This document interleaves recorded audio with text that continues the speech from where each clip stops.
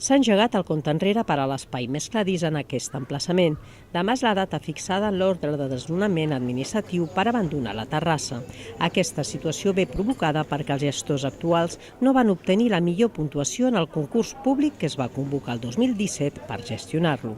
Nosaltres no hem decidit que ells marxin perquè no ens sembli bé la feina que fan, al revés, ens sembla estupenda i per això els plecs es van pensar i es van fer per projectes com el del Mescladís. Ara, el que no podem fer és alterar un concurs i ells també es podrien haver adreçat a determinats llocs per tenir assessorament tècnic a l'hora de presentar el projecte.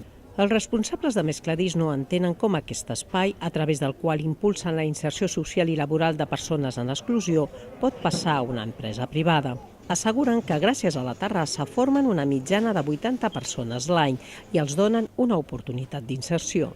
Nosotros no entendemos estar en esta posición absurda, no entendemos que la administración esté permitiendo que un particular acumule 3 terrazas durante el periodo de esta administración, la del CCCB, el Jardí Rubiulio, que ahora se le esté adjudicando el Espai Mescladís. No reconocemos el resultado del concurso. Mescladís ha recorregut a la justícia ordinària el resultat del concurs.